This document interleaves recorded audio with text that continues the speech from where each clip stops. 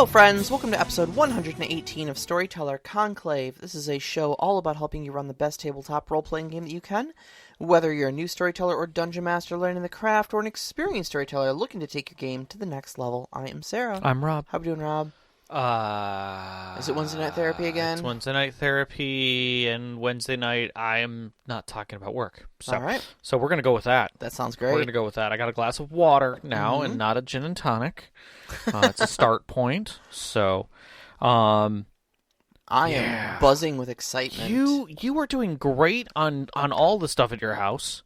Yeah. You now have AC, which is amazing. That's actually going to help a lot with your painting. I guess it's supposed to get up in the 90s this weekend. Too, yeah, but so. I mean, now you have dry air in your house. Yeah. Which is fantastic. Like, yeah. you can't, especially around here, like, late August is when we really start getting humid. And it makes it impossible to do decent painting. Yeah. You know, so I think that... well, we kind of had AC, but we had, like, 3 window units all just kicking at the same time, which, of course, is doing wonders for our electricity bill. But we got the AC, we got the studio redone. We're talking about making our next push to redo our computer room and stuff like that. Yeah, so, I'm excited to see what you guys end up doing that.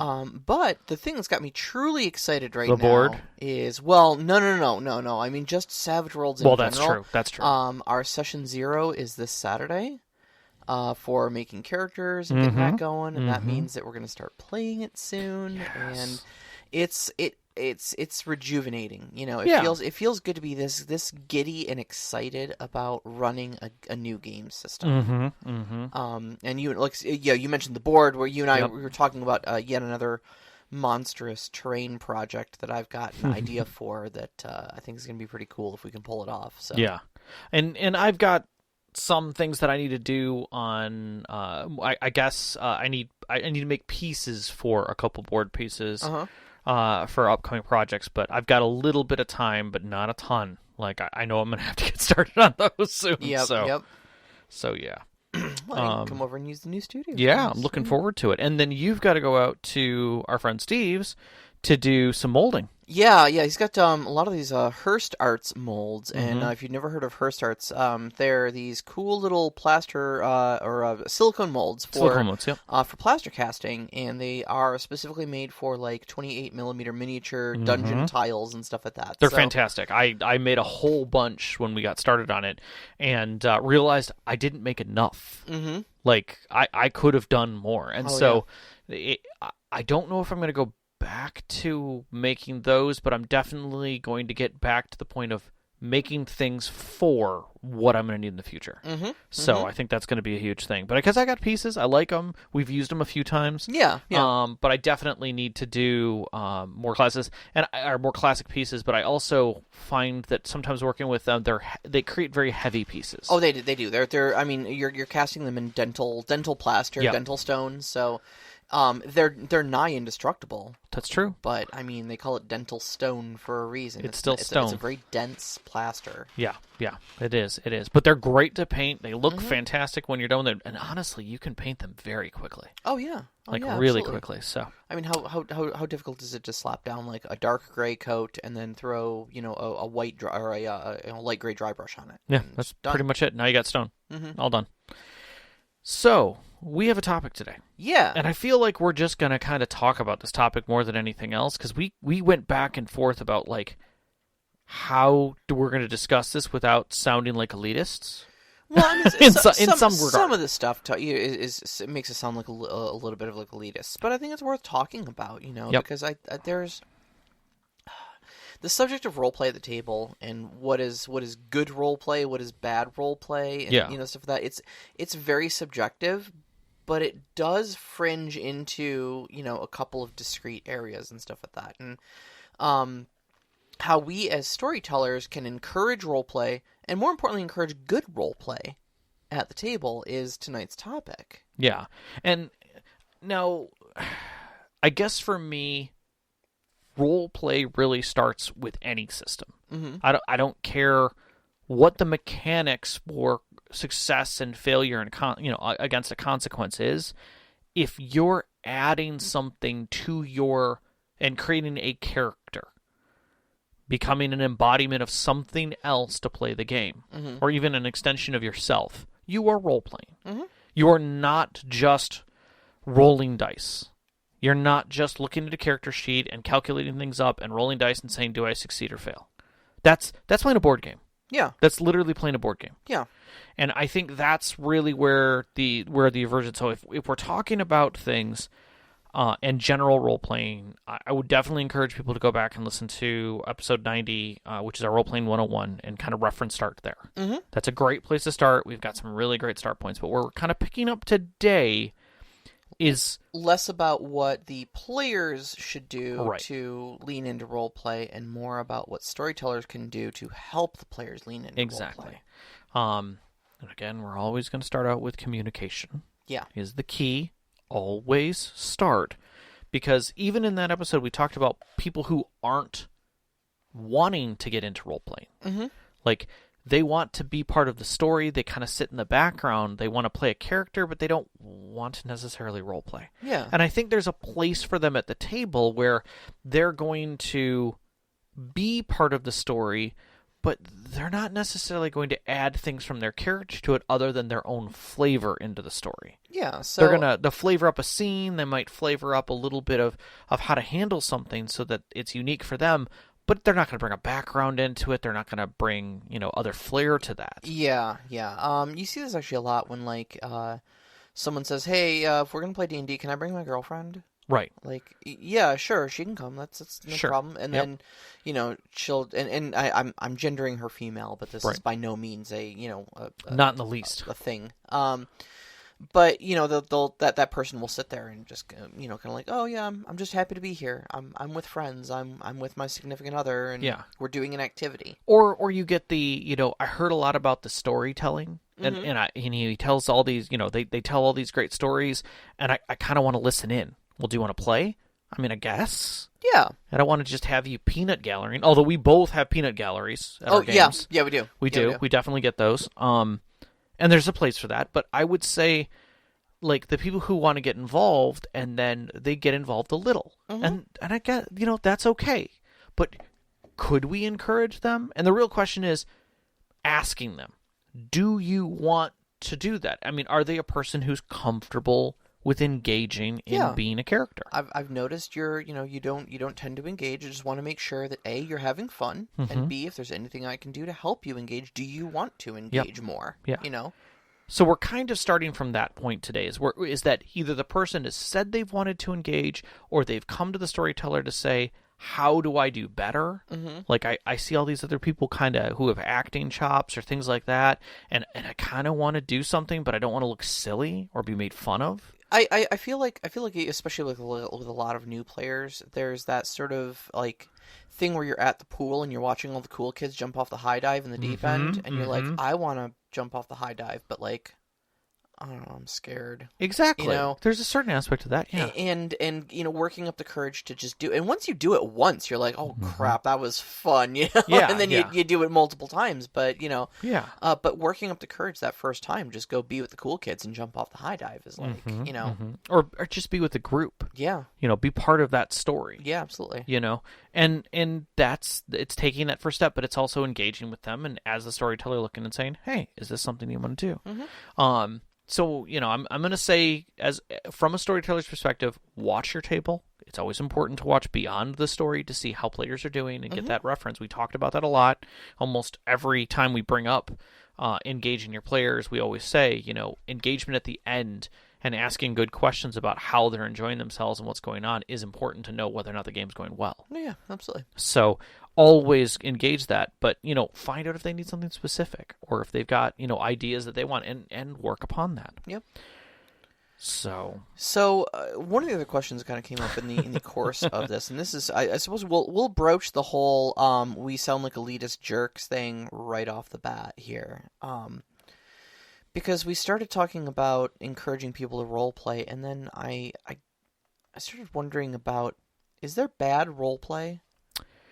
Is there a wrong way to role play? And I don't mean like your fun is wrong style thing of like you're playing your character wrong, but like where it gets to the point of being disruptive. I think that's the key word there. And that's kind of what I was getting at, is like, I think we need to talk about the elephant in the room of like, you want to encourage roleplay, but you always want to encourage good roleplay. And that's a hard thing to do. And I mean, even when we had this discussion, you had brought up the fact of like, all right, I'm going to bring up something here. It was like this deep breath, and I was like, I'm going to sound like a jerk when I say this. And he's like, yeah, I expect so. And I'm like, what's that supposed to mean? And he's like, there's no, I mean, I know where you're going with this. Yeah. Like, I laughed because I'm like, if I said it, I'd literally sound like a jerk, so I totally know where this is coming from. But the thing is there's no other way to say it other than to say... Sometimes role players are bad and disruptive the way they play their character. Yes. And I think, if you change the word role play to acting, there is something called bad acting. Yeah, there's bad acting. And... that's a comfortable term, but you say bad role play and someone's like, "Oh, how dare you judge my creativity and the ability?" No. Oh, your fun is wrong. Your fun is wrong. You're not playing D&D the way I want. Well, no, but let's go back to our childhood when we're playing with Legos and the one person's like, "And my ship can blow the hell out of your ship," and blah blah blah, and you're like, "That's not how this goes. Like we're doing this way." It's setting the theme. Yeah. Is the host establishing something and you're going well beyond it because you're in your own world. You're not part of the table anymore. Mm-hmm. You're literally playing your own game because you're kind of being a jerk, And so like we were trying to figure out what really defines this. And we came up with 3 kind of archetypes that are like that are bad. Disruptive that are to disruptive. The table. Yeah. Yeah. So the first one is the lampshade. And we call this person the lampshade because they can be their place at the table can be replaced by an automated roller. Yeah, or the DM. Honestly, it's the role playing equivalent of the sexy lamp trope in film and TV, where you can if you can replace the character with a sexy lamp and it doesn't affect the story any. Yeah. Then Yeah.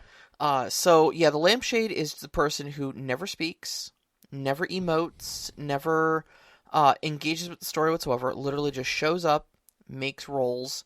When asked to describe their character's actions or anything like that, they're like, I hit him. Yeah, I'm attacking with my longsword. I'm attacking. It does a d8 damage. Yeah. Okay, how are you swinging? I don't know, I'm just attacking. Yeah. And, like, typically these people, even when you try to engage them, will, like, get annoyed with you for, like, why are you asking me for details? I swing my sword. Yeah. What more detail do you need? You know? Or they'll only use like in-game mechanics, or they'll or worse yet, they're not even using in-game mechanics. They're just saying like, well, I'm attacking. Mm-hmm. Like, what's the big deal? And you're like, okay, well, what attack are you using? I don't know. It's my longsword. Back when we played BattleTech, my storyteller was actually kind of like that. Mm-hmm. We almost got in a fight one time because he was like, okay, you walk into a barracks, and I'm like, cool. What does it look like? And he's like, a barracks. It's a barracks. Yeah. I'm like, yeah, okay, but like, is it like big? I mean, why does it matter? What do I see? Yeah. Why does it matter? Yeah. So it's a barracks. Yeah. I'm like, man, because I'm trying to get into the scene. You know, it's supposed to be like an elaborate chase scene where we're chasing this spy through him, and I'm like, I want to know like where I should look for him. Maybe he's hiding someplace. Like, could you describe it more than a barracks? Yeah.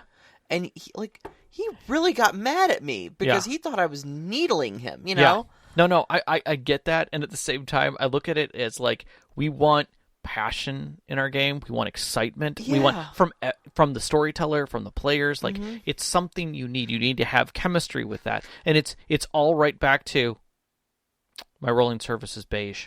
Yeah, my rolling surface is beige. Yeah, yeah. Maybe I should make it gray. Maybe I should make my dice tray gray. Is beige too exciting?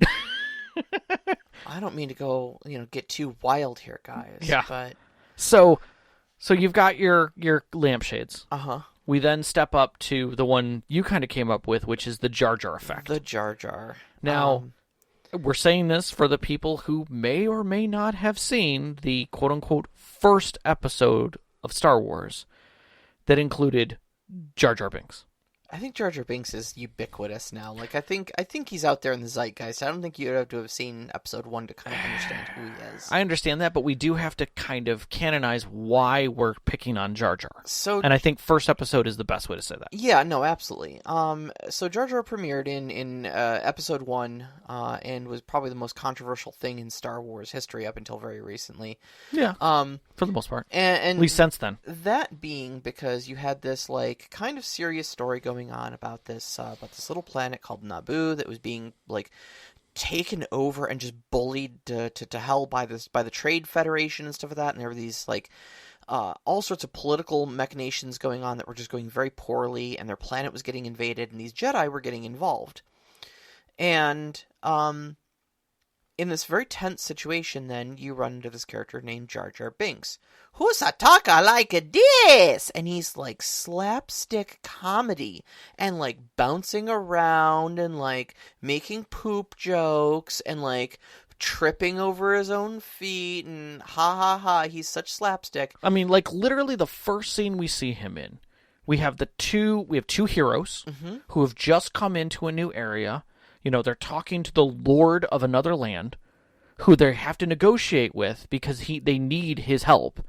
And he's just like, yeah, we're not dealing with the surface people. They've screwed us one too many times, so we're just not handling that. Yeah, crap. If they get invaded, that sounds like a them problem. You know, and he's just like, well, we kind of need to go talk to them next. Well, you know, if you can negotiate with them for some deal, we'll do something. Okay, well, we're going to need a guide. Oh, I know somebody. Here, take this idiot who probably knows the way. You know, we'll even give you a ship. Good luck with this, and good luck with him. And we'll see you later. And, like, hands him off. And the first thing he does is literally trip over himself and look like an idiot. Yeah. Like, he just got released effectively from prison into these Jedi's hands. And from that moment forward, he does nothing productive, really. Nothing productive, but goof off, do stupid voices, and contribute absolutely nothing to the conversation. Correct. He brought them before the guy, which he wasn't supposed to do. You know, he's just like, you know, sneaking them in, you walked through the front door. Yeah, whatever. Regardless, not to put too fine a point on it, the point is that Jar Jar is nothing but a obnoxious jerk the entire time. And he doesn't fit the theme of the story. Doesn't fit the theme. He thinks he's slapstick comedy, but the whole time you want him to go away. Yep. He's just grinding against all the other characters. Every time he's in a scene, he's doing something that either injures himself, because the storyteller goes, "You're going to do what?" "Well, I'm sticking out my tongue." Yeah. Why would you try to lick an electronic cathode? Ha ha ha, for the memes. Ha ha, wouldn't it be funny? Okay, well, you're shocked onto your butt and you're out of the next scene. Yeah. Or whatever. Right. You're like, okay, that doesn't... like. Or like, especially when they start interjecting themselves into other people's scenes then, where it's like you're having two characters having a real heart-to-heart. And it's like, I come over and slam a pie into his face. Yeah. Thanks. Yeah. We were really talking about this budding relationship that's been going on for the last 35 game sessions, but I'm sure the pie to the face was necessary. Thank you, buddy. You know? Yeah, exactly. So, again, a character who is disruptive to the theme or the story in general can really bring down everything. And that's not to say don't play characters that are maybe a little off-kilter and stuff like that. Of course. I've seen a lot of characters who were... I mean, heck, I'm a big fan of Critical Role. Yeah. Okay? Any table that includes Sam Riegel is going to involve a character that you look at and you go, this is ridiculous. Why the hell am I watching Sam Riegel play this character? This is stupid. And then, like, 5 episodes later, you're like, I am in love with Sam Riegel's character. Yep. They're the best character at the table. Yep. Because he's got a sense of comedic timing. Correct. And he knows when to pull his hijinks back. Yep. And he can be serious. He's actually pulled some of the most serious stuff at the table. Another good example was, and this was a number of years ago I brought this up, we had a player who was playing a barbarian with rage. Now, he never told us anything about his character. We were all being very close in about our backgrounds and things like that, but every character had a background. But the storyteller wasn't exploring them. We were just going along their story. So here we have this silent barbarian character who literally is kind of like a mute Conan character, who's closed off to himself and almost like a lone wolf, who just at any given moment cracks and becomes this raging bull of fire, and just starts tearing shit apart. And he's using his rage, like he literally has like a blood rage that goes on, and there doesn't seem to be a rhyme or reason to it. And it wasn't until a couple episodes in we're like, dude, you can't keep doing this. Like, we don't even know why you're being crazy like this. And he's like, oh, well, my character's got rage issues because, and he kind of explained everything to us. We're like, oh, dude, you're the dude from Record of Lodoss War. Oh, okay. You just that's actually a really good story. Maybe you should have just told us that. And he's like, well, my character wouldn't tell you that story, and like the storyteller isn't really examining it. Mm-hmm. And we were like, oh, okay, yeah, that is going to be really hard to figure out. Yeah. And that he's just like, yeah, I'm playing my character, and he was very tough about playing his character that way. Mm-hmm. And I have respect for that because he had deep characters. Now he decided he was going to leave the campaign, and we said just make a new character.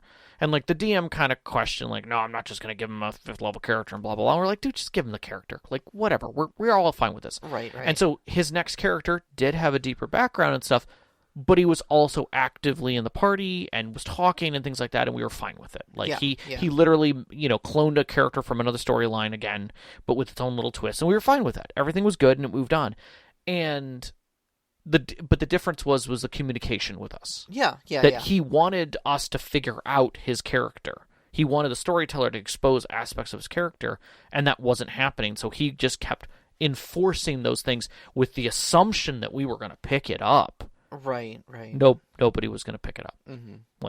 And so I think that can be the Jar Jar effect because you don't understand it, but I still think to a degree it was disruptive because it didn't fit the theme. Yeah, even if you've got a good reason for it, you're still being disruptive, Yep. I think it made things sizably better when he explained it, but yes, instead of just being, this is what my character would do. Yeah. Now, and you brought up kind of Record of Lodoss War, how you kind of copied a character from there, and that kind of brings us to our third archetype. That's I think disruptive at the table. Right. And that is the exact duplicate of a pop culture character. Yeah, true copycatting. And no, I don't mean inspired by. Nope. I don't mean styled Xeroxed. off of. I mean literally to the point where you're trying to bring that character's story, like from the media that it's from, into the game. Yeah. Like I'm playing Courtness Everclean. She's an archer who comes from a poor place that's run by an authoritarian government, and they make the poor people fight for sports. It's called the Starvation Games. Yeah, her sister was going to go into the Starvation Games, and she took her place. Yeah, and she's got a boyfriend back home, but they're really not a thing yet. Yeah, exactly. And then you're like, okay, you're just playing Katniss. Yeah, we get this, but then pushes the plot and tries to turn it into her character. Right. And no, it would be one thing if, like, okay, that's your backstory. Great. Okay, fine. Now we're going to go save the princess in the castle from the dragon or something like that. And they're like, okay, but, no, we need to actually go back this way. Why? Because we have to stop the Starvation Games from happening and rescue my boyfriend. Yeah. Or my other favorite one is when they use their character design, the copycat, as a reason why things don't work that way. Like, well, my character is Legolas. He can do all these things. Like just like Legolas. He's an elf and he's a ranger, so I mean if Legolas can do it, I can do it. Well, yeah, shouldn't he be able to walk on top of the snow? Right, like because it's like snow walking, right? That's just an elven thing. Right, that's not an ability on your character sheet. Oh well, but my guy's basically Legolas, so why can't I? My guy's Legolas. He's Egolas, or Legless, So. And that's the one that gets me about copycatting is when they literally believe that because they copycatted, they're that person in the world. Yeah. And the other thing I've seen too with copycat characters happen is you get this expectation from the player that the DM is going to go with them on their little journey to replay the Hunger Games or whatever it is, and when they don't, there's mismanaged expectations and there's hurt feelings there, where they're like, well, I don't like this story because you're not playing into my character. I'm just trying to play my character and you're not letting me. Right. It's like, well, no, I am, but I'm also trying to tell a story, and you want to tell that story over there. I'm trying to tell this story here, and I'm not letting you drag the 4 other people at the table into your story. Right. We're all playing my story. Right. I'm the storyteller. Right. And like I've seen it done in other stories where it's done well, where the ridiculous character is done well. Legolas backwards is sallow gel. Oh, jeez. Nice. This is why we have a live chat. This is why we have a live chat. Gems like this. But like in The Seven Samurai, or Samurai 7 in the anime that I watched, version of it, one of the characters basically is trying to say that he's a samurai and that he's got a lineage where he's a samurai. And he keeps pressing that like, that's his thing. Like, I'm clearly a samurai and I should be going with you guys. And like the leader's like, no, you're not. Like, maybe. Like, wait, is this you? I've got a scroll that says different? That has all my lineage. Like, yeah, this isn't you, man. This is a fake ID. You bought this. No, it isn't. This is me down here. I didn't buy this. Then you killed someone for it.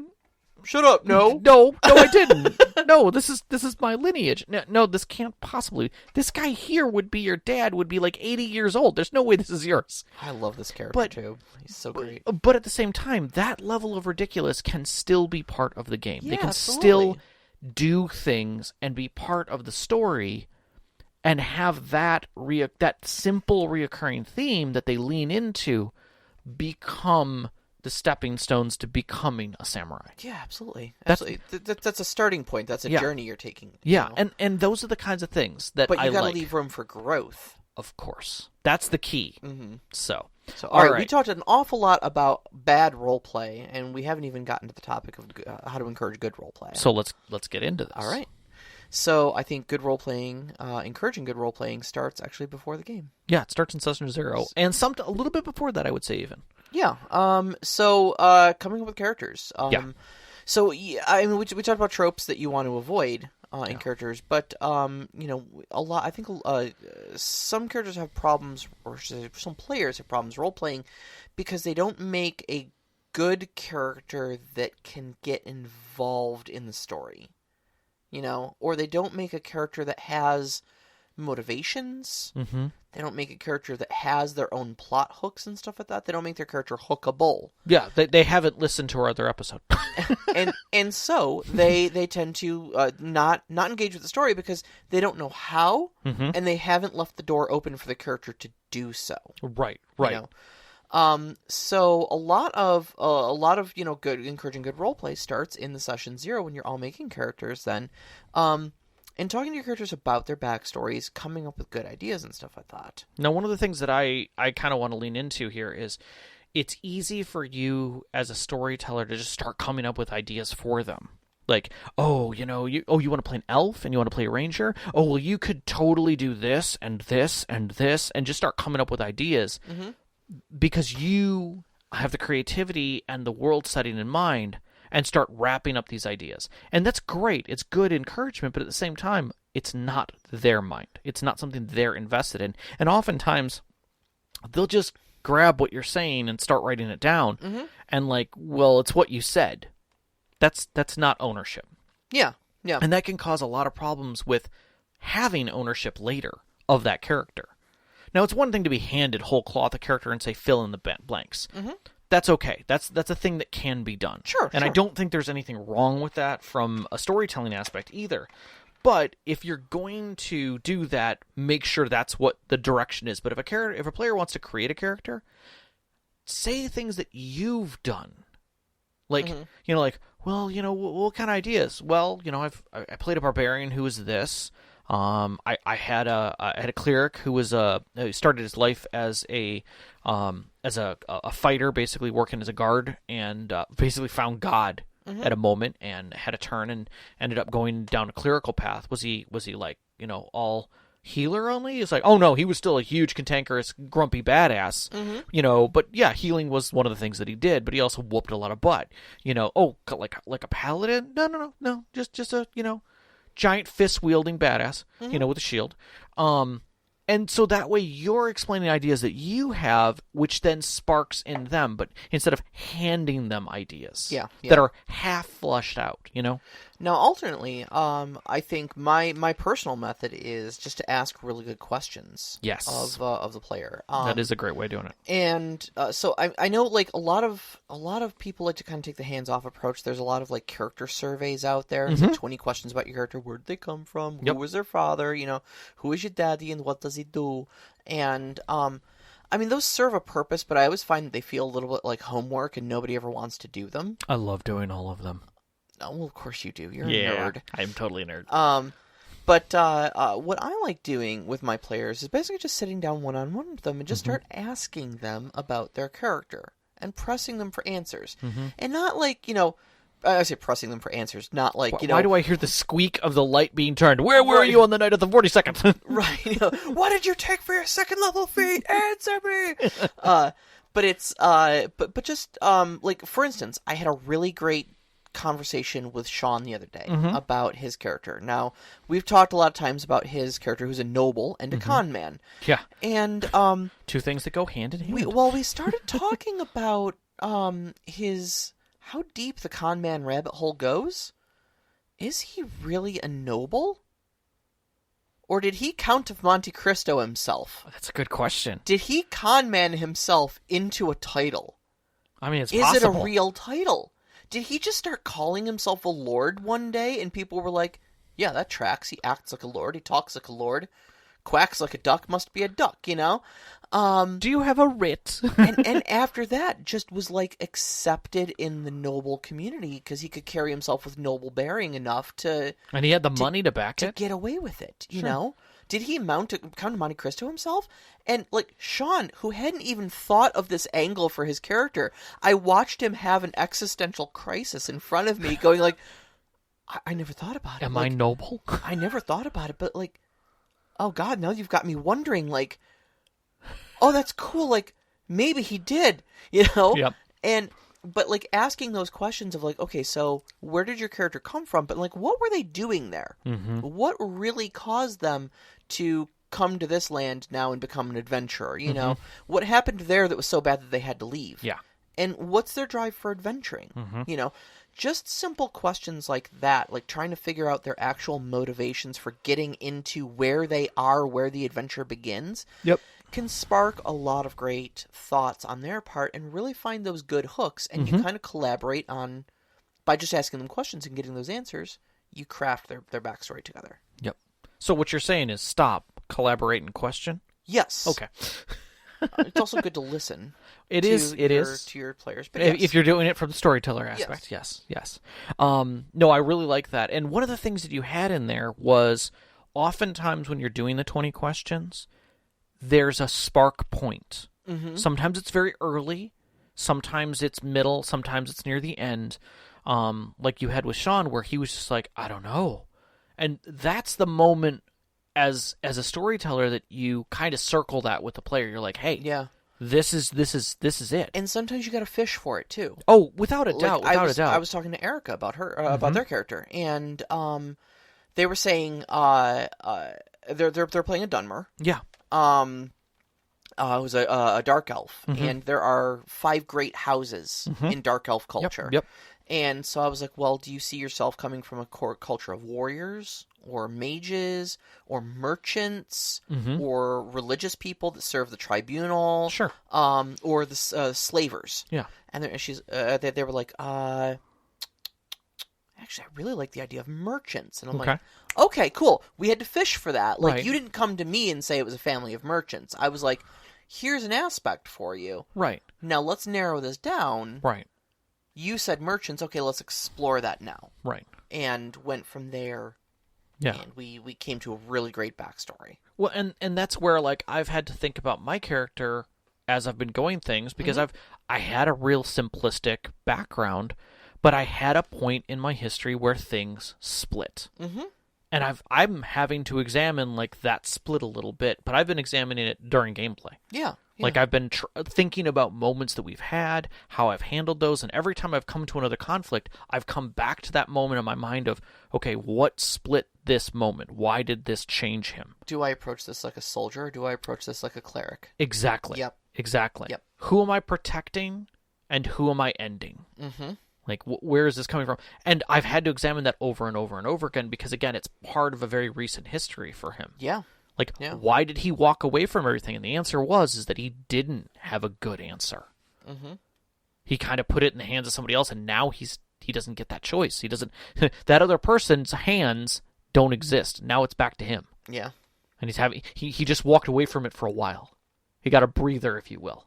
And where there was only one set of footprints in the sand? Man, there's more. That's because you were walking alone this whole time. Yeah, kind of. Yeah. So the other thing I think about encouraging good role play is, and I started thinking about this a little Mm-hmm. bit from almost like a romantic standpoint. Sure. Setting the mood.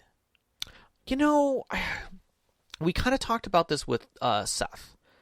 That games have a feel, a mood, a theme. Yeah. Almost. There's multiple words for it, but really it all kind of comes down to what is the general mood of the game. But this is also something that like we do in real life all the time, time. without really even realizing it though. And this is why I said like I almost thought of it like a romantic thing, because like when you are setting up for a romantic evening, you may do things like light candles, put on soft music. You're gonna want to dress up, groom yourself, Sure, etc. And all of these things kind of. Any one thing is not going to do it. Right. But all of them in combination sets a certain mood for things to... a tone. To occur. Yeah. Okay. It puts the whole thing is designed to put the other person in the mindset, to put both of you in the mindset, that there is going to be a particular activity taking place tonight. This also happens in business. 100%. Okay? You're going to dress in business attire. Typically, you want to conduct your business in an office setting of some sort of professional setting. Yep. Because you clear away distractions from anything but the activity you're trying to focus on. And that's kind of where I'm going with this. So for role-playing, you're setting the mood with appropriate background music for your theme and for your story. You want to make sure that you've cleared away outside distractions. So, you know, if there's maybe other people in the house, tell them that your group needs some privacy. Maybe, go to the basement or go to the side room or something like that, so that, you're not in the main thoroughfare of the bustle of the household. Right. And, try to keep things on target. Yes. Keep your cross chatter and your out of game talk and stuff like that, like down to a minimum, so that the whole environment, from the music to the lighting to the setting to everybody at the table, are all single-minded about that game. And without any of those outside distractions, with everything pointing you, every time you butt up against a sense, a sensory input, it points you back inwards towards the game. Right. And without any outside distractions to draw you out of it, you've almost got no choice but to have your head in the game and role play. Right. I mean, if you're gonna play Dread, and you're gonna have it be a group who's finding an old cabin in the woods and trying to make their way out of it, there's nothing that says you can't be all sitting around a campfire telling the story. Like, that sets a mood and a feel for that game. If I was to do a game on the road, that's the kind of feeling that I would want to get out of that. That's the kind of setting that I would want to set for my players. Likewise, if I'm doing a very heroic space game, where there's lots of technology and traveling among the stars, I might actually do a little, I might put a projection on the ceiling of stars and planets, moon, like that would be great. Have like the typical planetarium music playing. Pink Floyd. Exactly. Or even just the theme music from different shows. Not necessarily like the actual themes, but the feeling themes that come off of those. In the background, so it feels in that same direction, so that you get people in that mood, so that it carries that into the game. And I think that's a really great way of doing it. Also, being able to prompt your players with some imagery and feeling during the session 0 of what the world looks like, what it feels like to them. Yeah, absolutely. I loved that about Shadowrun. The art and artistry in the books was so wonderful at bringing you into the grimy, gritty, flashy, bright, technologically strapped to the bodies and plugged in existence of the Shadowrunners. Well, it's also one of the reasons why I always open my game with the Elder Scrolls theme. Yeah, I think it's perfect because it's almost like a Pavlovian sort of thing where you start hearing that dun dun dun dun dun at the beginning, you're right into it. Your brain just goes, "Oh, we're playing now." Yep. We're now into this is the go time. Yep. I was watching some Adventuring Academy by with Brendan Lee Mulligan from Dimension 20, and he was saying he found his character's choices became more homicidal the hungrier and later into the evening they played. That makes sense. And so I think part of setting the mood is also taking care of those other like frustrations and stuff of like just make sure everybody's fed, make sure everybody's rested, make sure you've used the bathroom before you start playing. Whether you realize it or not, it's going to affect your role playing. It's going to affect your enjoyment of the overall experience. When we were doing the 7C game remotely, and I was playing with people around the country, and I'm literally watching someone's camera, and I can see his entire life and kids and wife happening in the background, and him muting and waving them off, or like picking up a dog because the dog's barking at him or whatever, and I'm like, I have no idea how you can live with that many distractions and have any kind of coherency. No. I just don't get it. We for a little bit we were playing Sean's game at one of our local game stores because it was a good midpoint for. In fact, this is the game that Knox was in. Yeah. And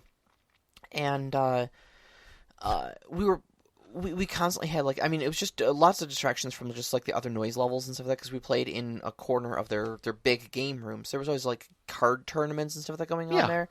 But also like the owner's kid was there. It was like a little 4-year-old toddler or something and would like run around and he'd want to like, what's this? And grab our minis. And like one time he was waving around a whole raw hot dog and was like then trying to grab our minis. And we're like, dude, you have hot dog hands. You can't be doing this, you know? Mm-hmm. And it felt bad, but we were like, because you don't want to like just, you know, tell the kid to get lost, but because you don't want to be mean to the kid. He doesn't know any better. He's just doing what a 4-year-old does. But at the same time, man, we are playing D&D. Come get your kid, you know. And it was just a big distraction the whole time, and it's just not a great environment to be in. No, and I think there's something to be said about cons in the same sense. Yeah, that you lose a certain element, and you kind of have to be prepared for that. That you're going to lose that element, and it's going to feel rushed and different. But but to be honest with you, and you know me, I'm not a huge con person. I'm kind of introverted. I'm kind of anti people. Yeah. So I don't tend to want to go to large gatherings of people. And certainly, least of all, want to sit at a table with a bunch of rando strangers in it's that almost environment. The antithesis of what you'd want to do gaming-wise. And so, like, I hear you describe, what was it? Was it Dragon Con you went to? Or Gen Con? Gen Con. You're describing Gen Con. You're like, oh, yeah, we're getting in this game and that game. And I'm like, I mean, look, I appreciate that you like that stuff, man. And I'm happy for you that you're there. But, oh, God, I cannot even imagine it. It is not the same thing. It's completely different. It is completely different trying to play that way. 100%. Knox is in the live chat, and he has opinions on the 4-year-old. Oh, I'm sure. Let's roll on. Yeah. So let's move into playing. So now we've gotten past the session 0. We need to step into assisting these people. And I think one of the first things that I'm going to say beyond what we've got here in the notes is don't chide. Okay. No, don't. If I'm going to tell you to don't do something, don't chide people who are role-playing. Direct them, help them, but what we're saying here, don't take with a negative. Always put a positive edge to it. Yes. So when we say, I'm about to say is, when you're helping someone, refer to their character and not the player name. Mm-hmm. So ask what Thalian's doing.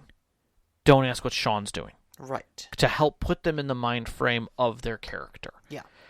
If they start talking in the third person or ignore their character completely, don't chide them for that. Mm-hmm. Just help keep redirecting them. Yeah, exactly.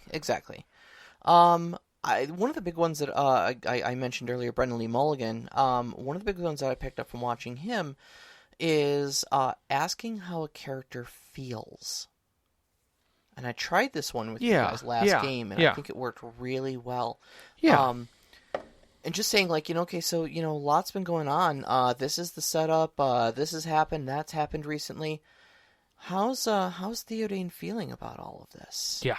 And amazing. I mean, everybody just instantly was, like, somber and giving these really heartfelt responses to that response. And the role play just rolled right out. Yeah. Because instantly that question pushes them into the mind of their character. Yep. You know, I agree they're with not that. talking about surface actions. They're not talking about, I walk over here, I push this button, I swing my sword. Mm-hmm. Now it's, what are you feeling? And it's like, oh, well, a bad thing happened, and I'm kind of dealing with this, and I'm kind of dealing with that. No, they can't help but be in their character.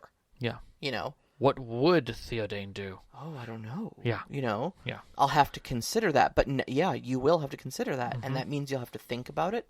And that means you're in the mindset. Right. You're starting with it. Sometimes that's very challenging. I think that's one of the deepest points that you get with a lot of players when you're at the table with them. In doing it, but I think it takes time to get to that point. I think you can't just open up the game and saying, how do you feel about this? You know, you just walked into the pub and you see them, and everyone's dead, and there's a note stabbed in the middle of the table. How does that feel? Yeah, don't start with that. Right, But 5 or 6 sessions in, you could start asking about feels. And also when you have a beat. That's the thing. Like, what you just described is kind of going into an action scene. Right. Whether it's an action because the person who killed everybody there is still there and we're going to have a combat scene, or because it's obviously panic-inducing to see something like that, and people are going to be scrambling for answers and, stuff like that. There's a bit of motion. There's a bit of, forward momentum to that scene. Yeah. Don't lose the momentum of the scene. Wait till the pause. Wait till you've got a pause. Wait till you've got a short rest. That's always a great place for it. A long rest, a campfire, an inn, something like that, where you've got a moment to just sit and reflect, then ask those questions. Yeah. Narrating combat's a great thing. I think it takes a little bit of effort as a storyteller to learn how to narrate combat. I do it because I see things very cinematically, so it's easy for me to lean into, like, the imagery of rockets spinning out of a pack opening up on your shoulder, and 16 rockets shoot out of that pack, swirling with energy, and their contrails twisting behind them as they race toward the target, and as they impact, a large cloud erupts from the front, and you watch as the other mech falls backwards. Boom! I just cinematically explained that not only did you do damage, but you knocked the guy down. Yeah, sure. I didn't have to use those terms. I didn't have to go through the mathematics of showing you those things. He's now on the ground. I just did it cinematically. Now, can you do that as a storyteller? Yes. Does it take effort and time to look at the outcomes of the dice and kind of calculate what's happening and then do that? Sure. You don't have to do it every time. Yeah, I would say for dramatic twists in combat, though. I mean, the big thing about, I think combat takes long enough in just about every single game system. Yeah. That you don't want to do it every time. No, not unless the game draws for it. Like 7C, swashbuckling is a huge thing. Yeah. Like, if you make a miraculous roll, you're going to do like 5 or 6 things on that roll. So I'm going to be like, all right, what do you do? And at that point, pretty much everything works. And that's the game where you want that cinematic and thematic for the player to come through of, I cut the cable and so the chandelier falls and I rise and the 10 brutes on the ground that I just took out are totally wiped out, and now I'm on the second balcony. Sounds perfect. Let's keep going. And, of course, on top of the storyteller narrating things in a good way, the ubiquitous phrase that has been made... I think we've all been saying this in some form or other for a while, but Matthew Mercer of Critical Role made it famous. How do you want to do this? Yep, I agree. And that is allowing your players, encouraging your players to narrate their actions. Yes. And now, how do you want to do this is in reference to making the killing blow on an enemy. Right. But I think there's a lot of ways you can just do that, though, of asking for them to narrate their actions. Yeah. So, like, you critical failed your stealth roll. Tell me how you disastrously bring attention to yourself amidst all these guards. Right. Okay, all right, so I step out of the door and I look to the left, checking to make sure there's no guards. And I step to the right and run directly into the one that I didn't look at. Right. Yep. I love those kind of moments. Also, like the charisma checks, the failed charisma checks. I did read a great one where one of the players was like, okay, well, you failed your charisma check. Oh, no, I brought up his mother. His mother was not a nice woman. Oh, jeez. There was a bad moment that involved sauerkraut. Mm-hmm. So all I get is sauerkraut. And it's oh no, I didn't mean that. Like, I was talking about your mother. So bad things happen. Yep. And that's the kind of thing that you want, is that your players can come up with some very funny scenarios. Oh, they can, and they are vividly imagining their character. So even when bad rolls happen or good rolls happen or something like that, chances are they have an idea in their own mind's eye how that's happening. And even just asking them, how do you see this outcome happening? Describe to me what this dice roll means. Right. Yep. And yes, and them. Be excited with them. When they tell you, like, oh yeah, I do like a 720, spin around with my axe, kind of whirlwinding it around like a barbarian from Diablo, you know, and hack his head from his shoulders and it goes rolling 20 feet. Be like, yeah, man, because it doesn't matter. Yeah, it doesn't matter. He's got the killing blow, you know. I one of the ones that got me was a character came in. The bad guy had monologued, and his first minion came up to attack him, and he critted on the first minion, literally doing twice his health. Oh yeah, in a single attack. And he said, "Can I cut off his head and kick it at him? Because I critted, right?" Sure. And he's just, and the guy was like, "Yes." Yes, you may. And it's like you just ended one of his minions right in front of him, and then punt kicked his head up to him like, "What else you got?" Right. Like, uh-oh. Well, my interrogation didn't go well. How's yours going? Exactly. And he actually gave him, he's like, "You have advantage on your taunt if you'd like to get there." He goes, yeah, exactly. And he goes, "Yeah. Are you going to say anything?" "No. I'm just literally going to let the body slump over next to me." And stare him down. I'm like, okay, that's a taunt. you know? And that's where being a fan of the characters. Yeah, and I think sometimes the best thing we can do to encourage roleplay is get out of our players' way and just let them roleplay. Yeah, enjoy the story. Let go of the reins. Put the reins in their hands. Let them tell you a story about their character, you know? Yeah, and the thing, you're going to have control of every other aspect of everything else that's going on. Yeah. Give them some running room. Let them feel like the big damn hero. Of course. Absolutely. All right. I love those kind of moments. And so you said be a fan of your characters. Yes. And we say this all the time. This is one of the guidelines they give you in Powered by the Apocalypse games, Dungeon World and stuff like that. Yeah. Seventh Sea leans into it as well. So. But I mean, it's literally the where we get the be a fan of the characters phrase is from the Powered by the Apocalypse system. Yes. It's literally codified in the yes. storytelling yes. rules. Like, yes.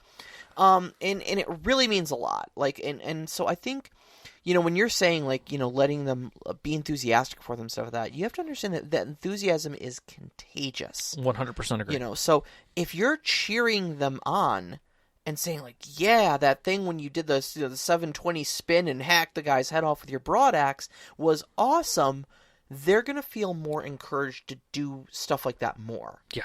They're going to feel more encouraged to come out of their shell and engage with the story in these heroic ways. Yep. Positive feedback is going to bring positive results. Yep. So, players are also going to feed off of your enthusiasm. I agree. And so, if they shout out a battle cry and charge into combat, cheer them on. Be like, yeah, man, you do it. Roll initiative. Cool. Yep. Con artist tells a bold-faced lie with grinning teeth and gets away with it. Cheer him on. Absolutely, you bilk this guy out of his pants. The rogues who have a crit on their stealth rolls and literally the guards walk right by because he's standing with like a piece of tree, a bush in front of his face, and he's like, nobody here but these bushes. Yeah, exactly. Cheer them on. Like, ridiculous things can happen at the game at the table, and like, from my own personal experience, sometimes there's this impulse in the back of my head that goes, I wanted this to be more challenging. I didn't want things to be easy for you guys here, but you just rolled these high numbers and now you just waltzed in past the guards and it was supposed to be this big complex thing. Who cares? I mean, who cares? the player is having a great time, and the player feels like a hero. Yeah. If the character was built for stealth, and they do good at stealth, they're winning. As far as they're concerned, they're doing everything they showed up to do. Yeah. You know? Yeah. Let them have it. Yep. Let them have it and move the story forward. Does it matter if it's tough for them to sneak past or not? Really? Yeah. You know, in the grand scheme of things.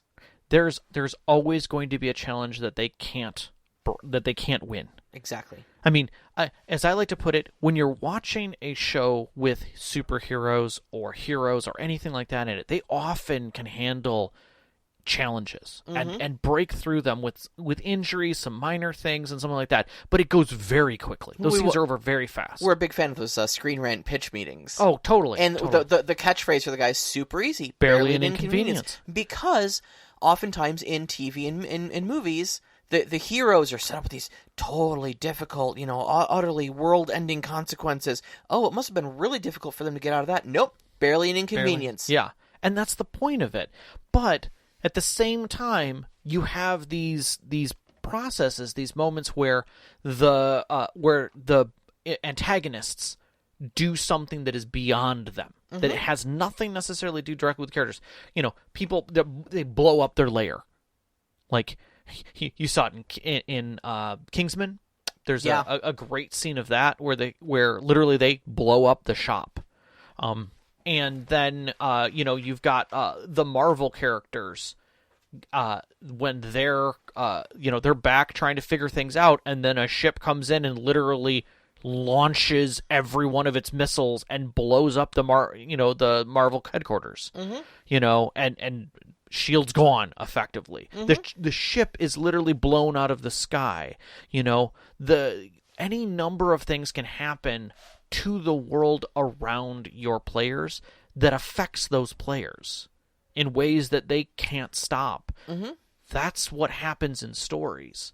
But it doesn't preclude them from having. You don't have to have that happen on an individual level with them. You don't have to try and smite them Let them for collect succeeding. the little wins, because chances are the big losses are coming. Right, exactly. That's the turns in stories. Don't try and win by fate and dice. Yeah. Because there is no wind there. You want them to grow and move on and succeed and find their challenges. That's good story writing. You get a little bit into the rule of cool with this, too. Oh, true. So one of those things you hear, and rule of cool is, for those not familiar with the turn of phrase, letting your players do creative things that kind of break the rules a little bit. Yeah. Or might break physics a little bit. Because it sounds really cool. Yeah. It would be really awesome. Like, okay, so the barbarian doing a 720 pirouette with his battle axe out and perfectly cleaving the guy's head off, like... Is it realistic? I don't know. Yeah. Is it cool? Oh yeah. Or you've got the archer who's just like, I jump off the building backwards and fire an arrow through the second floor window. With a rope on it, attaching it to the bad guy, by piercing him, and then as I'm coming down to grab the rope, so it pulls him right up to the edge of the window, and I use that to swing back down. Yeah. Kind of a thing. And you're like, ooh. Well, that's going to be a really high athletics roll, but okay. Let's do it. And okay, you pulled it off. That is badass, Those kinds of things. Those kind of things are awesome. I mean, it's kind of a hotly debated topic because I think the whole reason of rule of cool exists is to kind of give the ability to break the rules a little bit, and there are a lot of storytellers who aren't familiar with allowing anybody to go outside of the rules, and because it starts setting precedents. I could think of so like the gnome hiding in the backpack of the barbarian giant or something like that, and casting spells from there or something like that, so that he can supersede his own movement, right? And move with the There's no rules really for riding another player like a mount and using their movement on their turn, but is it cool? Yeah, sure. Is it going to be exploited? And that's kind of where you have to feel out your table, I think. Table and see if you can trust your players with that sort of thing. In my game, I'm literally messing with magic. Like the way magic systems work. So at times, if you guys tend to bend things, if it fits, I might just accept it. And as we're getting closer and closer to this kind of weird weave, things are going to change. Yeah. And part of that is just me being prepared for that and letting you guys have these shifts.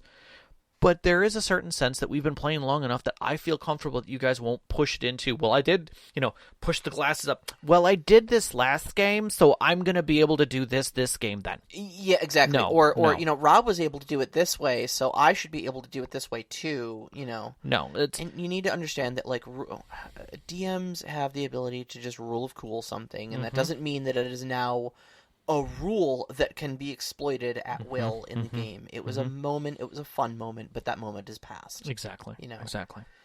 And the other thing I like about Rule of Cool is that even if your players fail at their endeavor, they're probably still going to come away with a fun story. Agreed.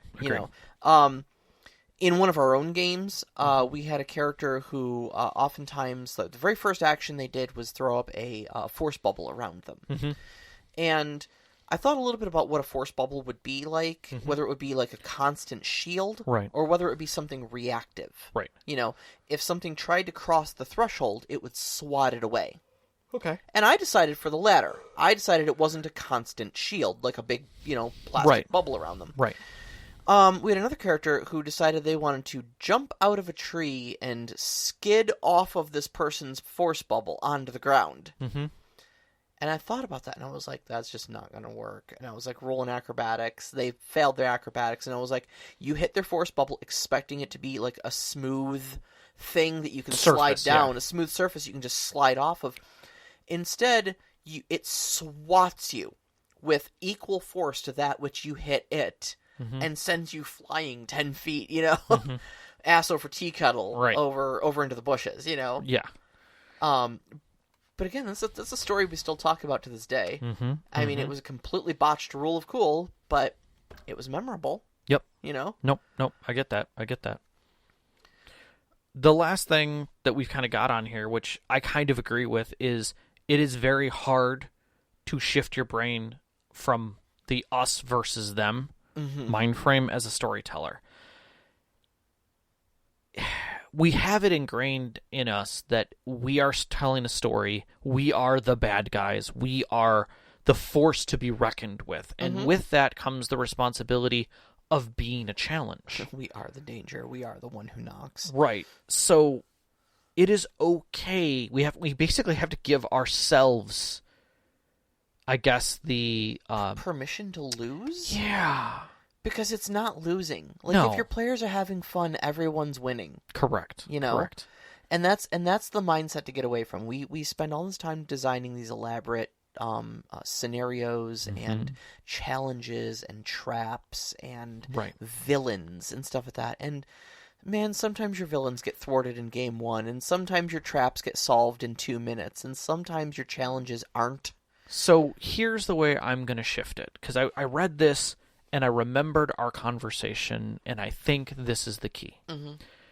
If you want to play D&D as a board game and not roleplay, keep up with the you versus them. 100% it's a board game, and you are literally there to challenge them. You are the challenge to be defeated, and you can feel excited with them, and role-playing is completely optional. On the other hand, if you'd like to role-play with your players, you are a chef making a meal.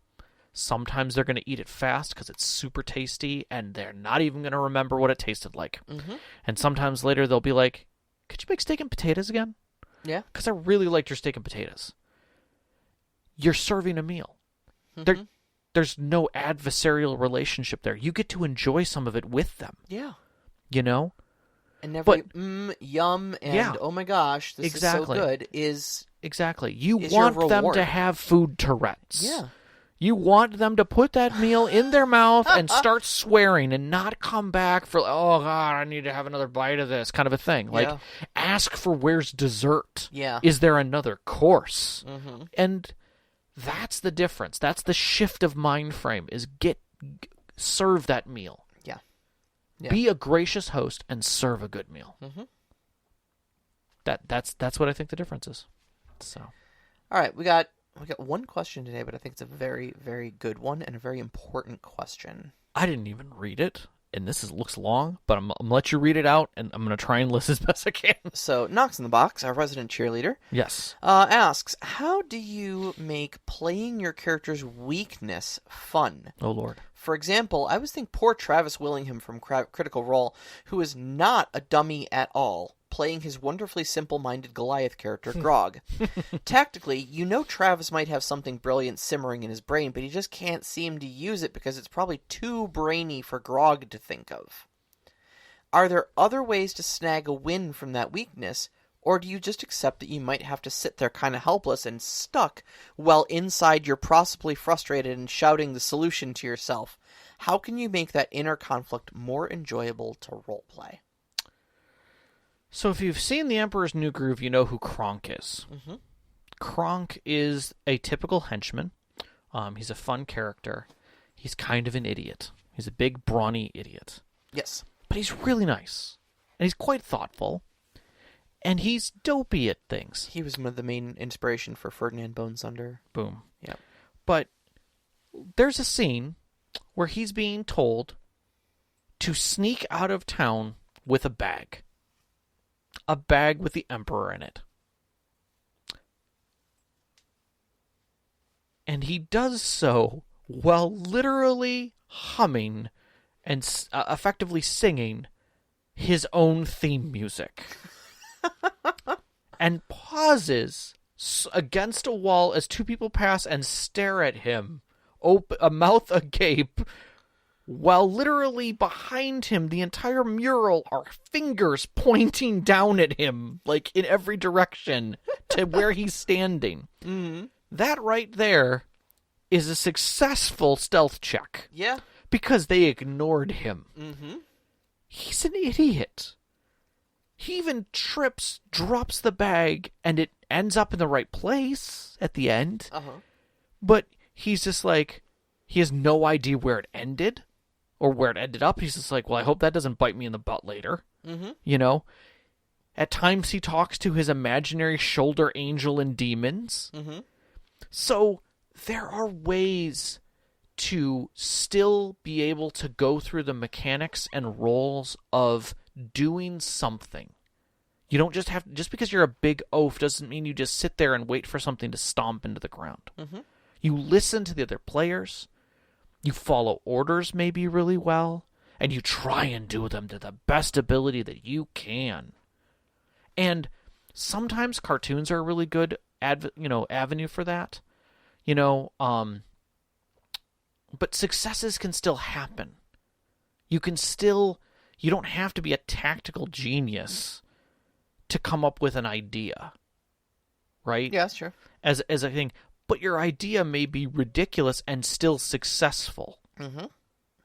Like, it's weird to say it, but there are a ton of movies out there where some non-tactical person comes up with the idea, and they're all like, I don't think this is going to work at all.